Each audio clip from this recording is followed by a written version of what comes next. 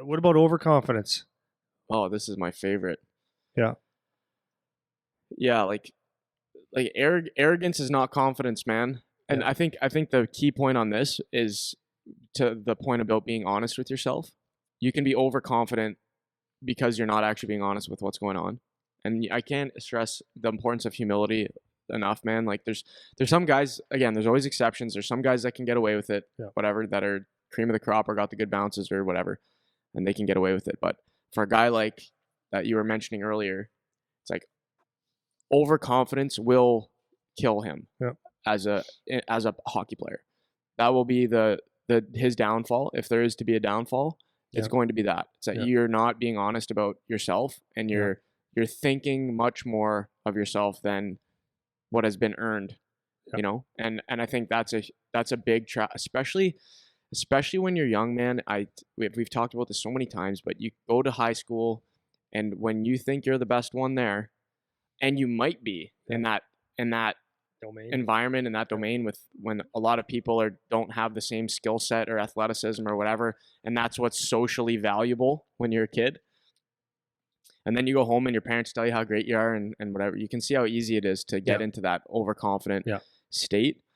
But the hammer comes down, man. Yeah. It comes down quick. And if you don't have, if you think that your shit don't stink, it is just, it's Yeah. gonna be, you're in for a tough ride, man, for Yeah. sure. So that's why I always say, like, you're always better off to overestimate how hard it's going to be and underestimate how good you are. Always. So I think there's a really good balance between confidence, overconfidence, and not lacking confidence, right? Yeah. So this Fine is lines. this is my thoughts on it is, let's do it from a team perspective, right? So if you're a really good team and you know you're a very good team, and that does not mean that you're just going to spank everyone you play.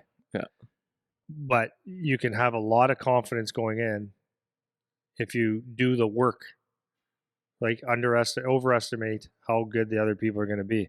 So if you have the talent and you're confident in your abilities, and you do all the work, and you prepare, and you do everything right leading up to it, you have every right to be very confident that you can win, but not overconfident that we're just better, Mm-hmm. because that's the thing. And it's like, and if you dial it down to your own personal play, you're not just better than someone, right? Because if you haven't done the work, and you haven't done the preparation, and you're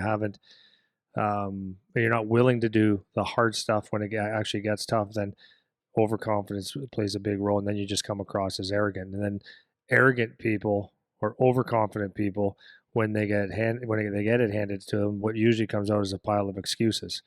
Right, you see them. Maybe it's bitching at the refs, or they It goes with cheated. attitude. Little Yeah. kids, they cheated. It wasn't fair, and all that stuff. But Yep. so that's why if you're confident, then you go in there, and you know you're gonna have to work.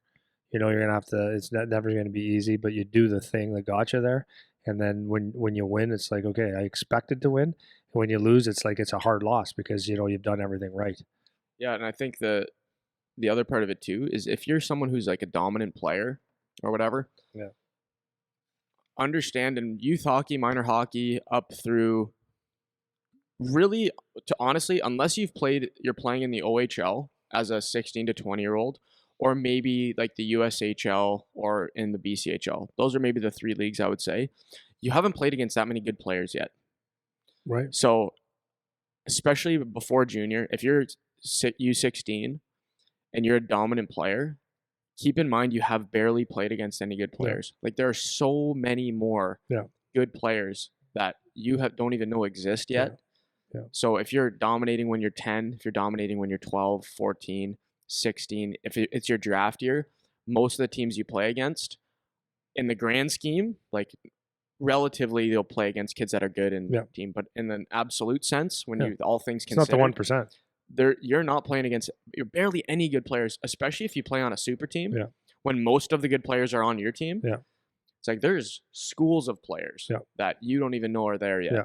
That are older, that are faster, that are better. Yeah. And so if you have that overconfident attitude that might even be rationalized at the level you're at, if you just take a second to zoom out and understand you haven't played against anybody that's actually good at hockey yet. So if you are the 1% in your minor hockey league, Yeah. you might be in the 30% Yeah, 100%. in the province In or the whatever, big right? picture. So Yeah. it's like even we talk about guys that get drafted, like you're a first, second, third, whatever rounder. You go and play your first year. Everyone is that. Yep. Everyone was Yep. you or better. Yep. Everybody. Yeah. You know, so on paper. Yeah. So it's like you're gonna get the humble pie, like it's gonna come Oh, it's at some coming. point. Yeah. So 100%. don't. That's maybe just an antidote to your overconfidence. Is like Yeah. keep things in perspective, man. Yeah. Like you might be, even if you are the Yeah. best right now on your team in your Yeah. area, you haven't even played anybody Yeah. good yet. Yeah. You know. That's what I always tell the kids is, if you have an opportunity, and I wouldn't even say that, like, tell the kids when they go to the OHL college or whatever. It's like my answer to them is when they say, like, expectations. What are your expectations? And a lot of people have goals. It's like, right. Yeah. goals are like, it's like okay to have goals, but you don't really even know what your competition is, right? So it's like maybe not so much goals, but like the goal you should have is that you're gonna earn, like number one, learn. So go there with open eyes, open ears, and actually learn what this league is about, what how good it is. And this could be even midget, right? Learn how to be a good player, and then everything else on top of that, as you're learning, is earn everything you get.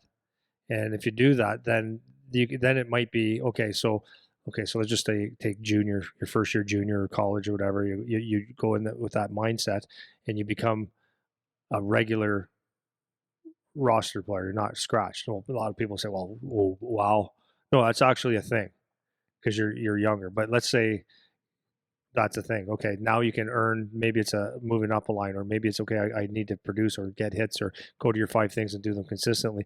You can build off of that. But I think when you go in there, try to figure out what this is all about first, Yeah. and make your mark before you start setting all kinds of goals. Because to say I'm going to go into this league and I'm getting 20 goals, well, you might not get 20 shifts. So how are you going to get 20 goals? Yeah. Right. So you got to go in there and learn, navigate it, learn everything you can, work your butt off to earn something. Yeah, and if you go there, that's a good attitude. Yeah, and in that context, when you're going to somewhere that's new and you want to have goals, like I can understand you want to have goals, that's fine, but you can't have goals that are appropriate if you don't know what the lay of the land is. Like, how are you supposed to have an appropriate goal? You know?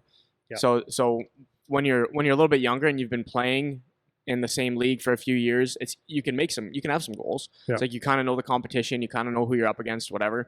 Yeah. And that's fine. Yeah. And it's something to work towards. But when you're going into a new situation, that's it. The only goal you should have is like, my goal is to figure it out. Yep. This is what my goal is this year. Let's figure it out. Let's see where I'm at and that kind of stuff. And then you can have some goals after, because provide value to my team. Yeah, because to your point, like the right way of framing it is like your goals are going to lead to expectations. Yeah. You know, and when you don't have a good frame for what you're actually up against, then expecting anything is not appropriate because you don't know what to expect at all. You can't have any expectations. So it's hard to have good goals if you don't know what to expect. So that's good advice for if you're hopping into something else. And that leads into the confidence thing too. Like if you go in somewhere and you have goals that lead to expectations and then you don't meet them, now you lost your confidence because you're not hitting or you're not near what you thought you would be. You're or testing your be. confidence. Yeah, you know what I mean? You're imposing a test that's not appropriate on yourself, you know? So you might be taking something away when you didn't need to, you know, if you just had a better framing for it. Yeah.